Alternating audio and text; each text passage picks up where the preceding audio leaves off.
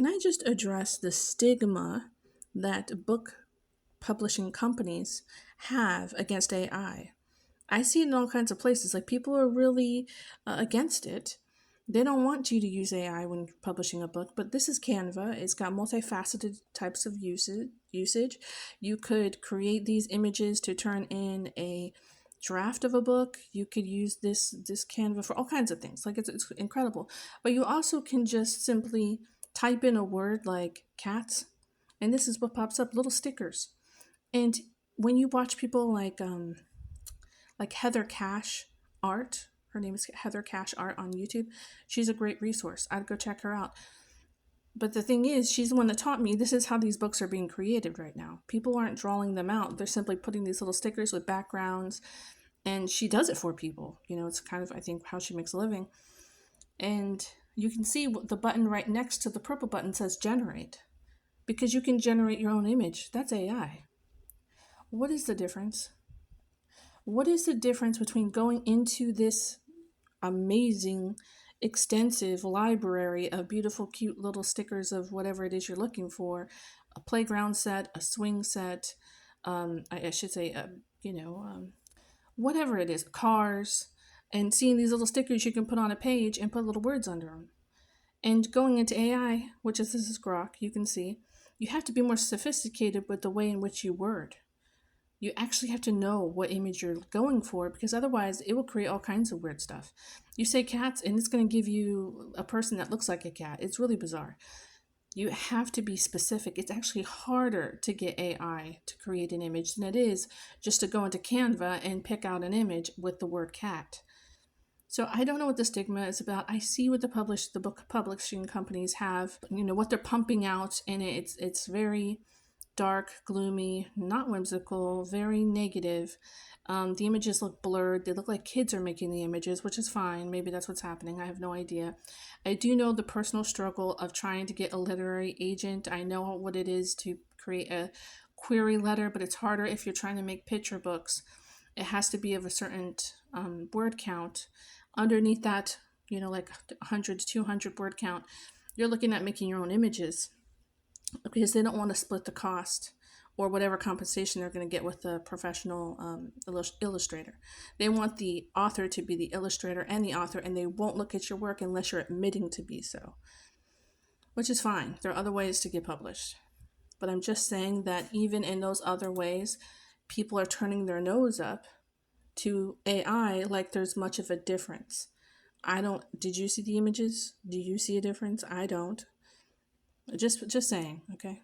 It's one thing not to write your own words or to let AI create a story and then claim it's yours.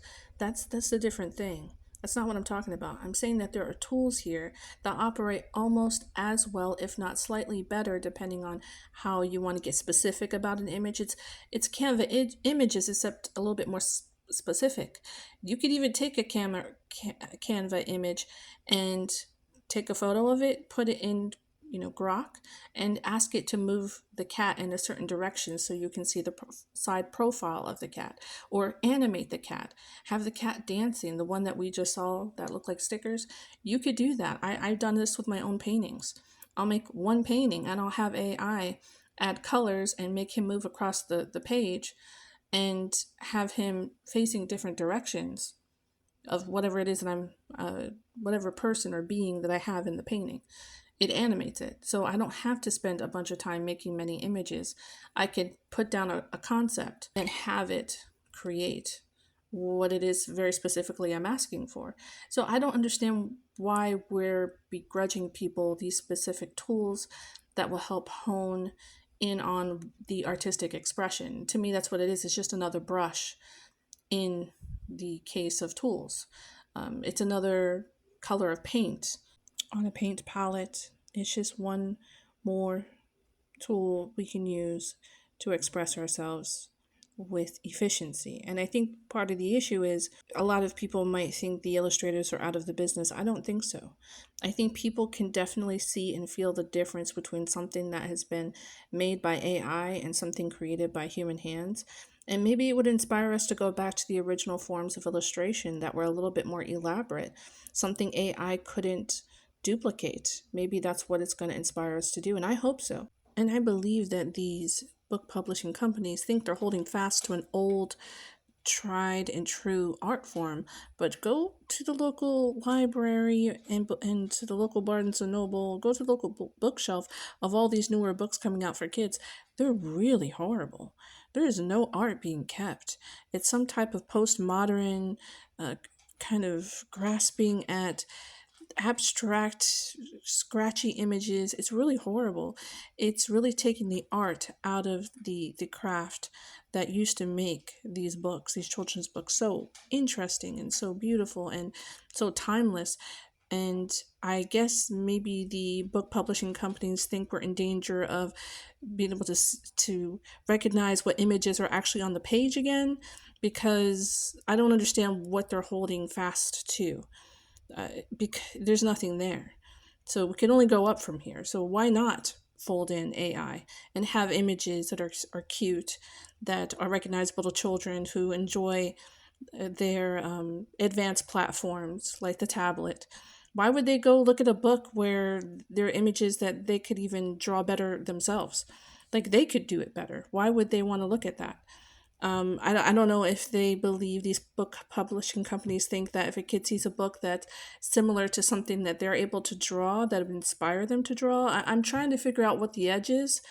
And that's why some of the stories that I have on here, as you can see, I go live, like Love Your Brain, the image is easy to kind of create. It's almost like if you want to draw a brain, it's like drawing a cloud almost a little bit.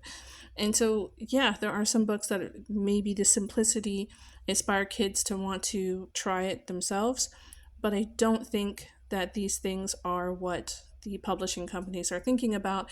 I just believe there's an old way of doing things. They don't want to change from it. And the old way isn't working. It's been outdated. You can see it. It's not good. May God be with you.